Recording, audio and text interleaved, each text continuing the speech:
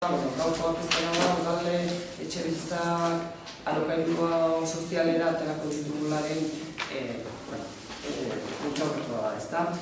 Baina hori baino lehen, bai aipatu 2015ko irailaren 24an Stop kaleratzeak elkarteak, amengo elkarteak, mozio baten bitartez aurkeztu zuen udalean proposamen bat, beste gauzen artean lan-mahai soziala bat edo udaleko etxebizitzak bai mahai gainean jartzeko diagnostikoa eta arazoa eta hori irtenbide bat nola eman behar zitzaien.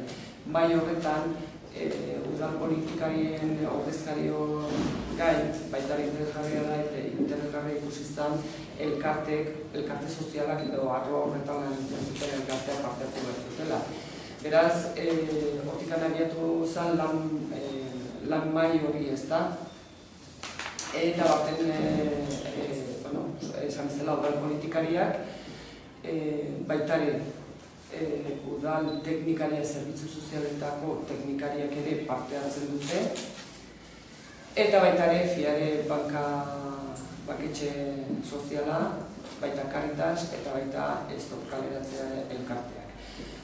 Guztion artean, bai bi urtetan, azkeneko bi urtetan, lanien haitu gera gauza asko, baino besten artean udal etxebizitzak nola atera, ze baldintzatan atera, alokairua sozialeta, eta bintzat ezin dugu dana egin, baino bai nola baitere herritar kopuru bati zerbitzu hori eman ahal izateko.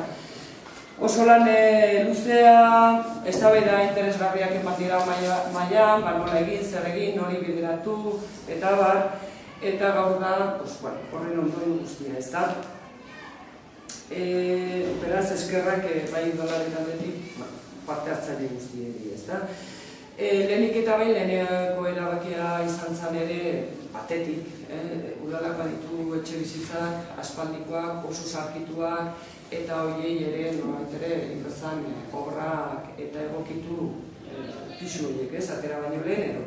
Gaur egun, sei etxebizitza prest daude, bertara alokairu sozialetara ateratzeko, guztira orain arte gastatutako egokitzapen horietan 250.000 eurokoak izan dira, eta prestutasun horretan 6 etxebizitza horiek baldintzak izan daren 3 etxebizitza jongo dira behar bereziak duten kolektiboetara zuzenduta eta behar bereziak horietan indarkeria matxista jasan duten emakumeak edo azkeneko 2 urtetan kaleratuta geratu diren beraien hipoteka ordaindu ezinik banketxeei edo tal barrituak direla edo halako kolektibo berezientzat.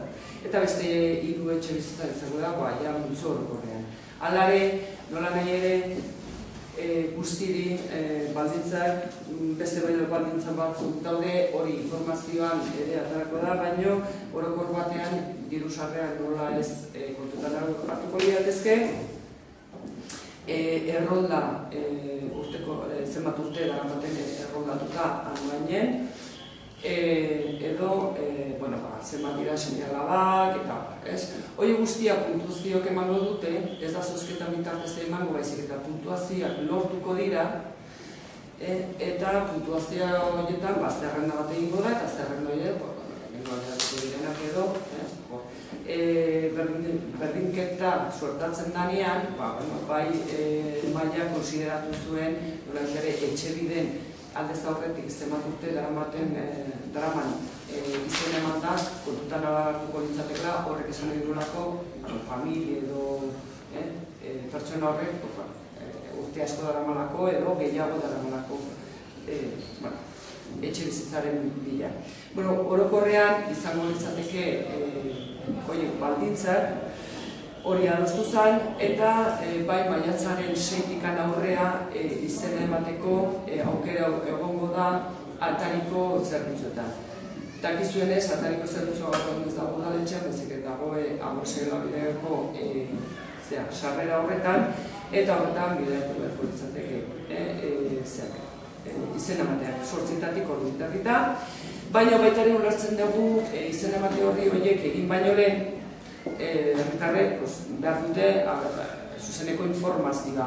Beraz, astelehenetik aurrera eta hilabete honetan eskurako dute interesa duen pertsona orok bertan atariko zerbitzuetan bai edo gizarte zerbitzuetako bulegoetan bai horri bat nola ere informazio orokorra, ze baldintzak eta bete beharko dituzte honetan pisu hauetan izen eman nahi dutenak. Esan pisu hauetatik egia da ere seitikan bi irisgarritasuna bermatuko duten pisuak izango direla, beraz ere hori kontutan hartu behar da.